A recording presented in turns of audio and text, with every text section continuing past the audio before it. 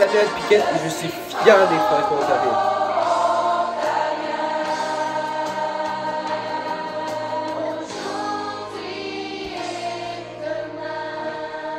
Étant métis, je connais trop bien les dangers d'être anglicisé et assimilé.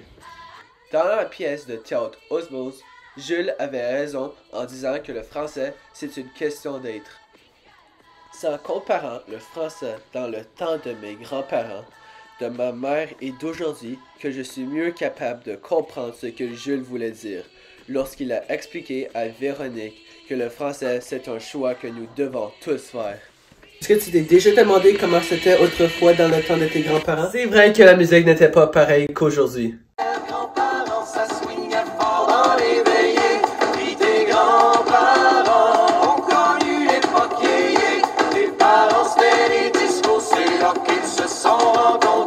La résistance francophone, elle est pareille.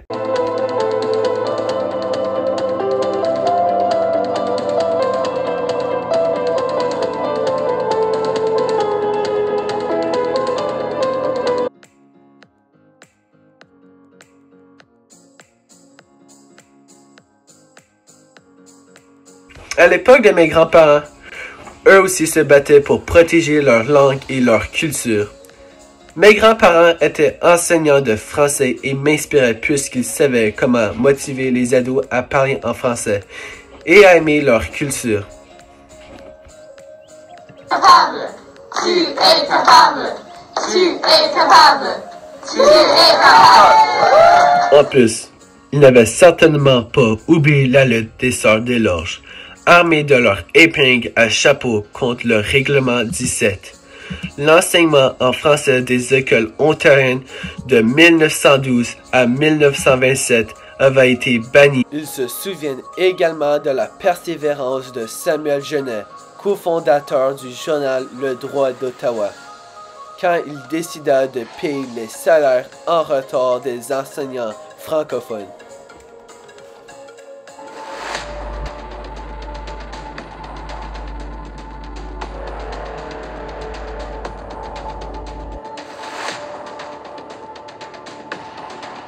Malheureusement, la bataille ne s'arrête pas avec Samuel Genet. Ma mère se souvient quand elle était au secondaire, elle avait signé une pétition et rédigé une lettre en 1997 au gouvernement conservateur Mike Harris pour manifester son indignation à la fermeture de l'hôpital Montfort d'Ottawa. La communauté francophone avait réagi fortement. Une chance que les Franco ont gagné, car mon petit frère et moi sommes nés à l'hôpital Montfort. Être francophone, c'est de prendre le rôle de combattant comme la présidente du comité SOS Montfort, Gisèle Lalonde, qui a mené une sacrée lutte pour la survie du seul hôpital francophone en Ontario.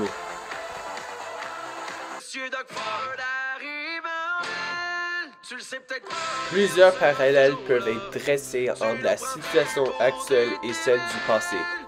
Aujourd'hui, le combat continue. 2018 a été le jeudi noir de l'Ontario. Le gouvernement Ford s'est attaqué aux droits des Franco-Ontariens. En premier, il a abandonné le projet de l'Université de l'Ontario français. Ensuite, il a aboli le commissariat aux services en français. Comme avant nous, les francophones se sont rassemblés pour défendre leurs droits. Heureusement qu'en 2020, une attente de financement de 128 millions de dollars entre les gouvernements de l'Ontario et le Canada permet l'ouverture de l'université. Il ne faut jamais oublier qu'être francophone, c'est un privilège. Un privilège, il faut se battre pour le garder. En conclusion, oui, nous sommes un peuple minoritaire et nos défis face au déclin du français sont réels et menaçants.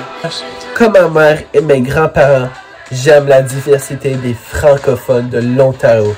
Et je parle avec fierté en français. Oui, même au Tim. Bonjour, je voudrais avoir un chocolat chaud medium, s'il vous plaît. Bref, soyons forts et solitaires. Mais soyons aussi réalistes. Nous allons toujours être un David qui devra se battre contre plusieurs Goliaths, tels que Whitney, Harris et Ford.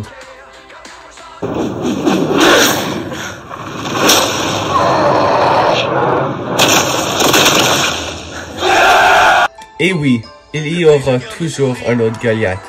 Mais aujourd'hui, je souris car j'ai gagné à la loterie de la vie en étant francophone. Cependant, faites attention de bien chérir votre prix, car une langue maternelle, ça se paye. Même si Stacy dans Osmose a pu voir qu'on n'efface jamais complètement les traces de sa langue maternelle, moi j'ai belle intention d'élever ma famille en français. Et vous?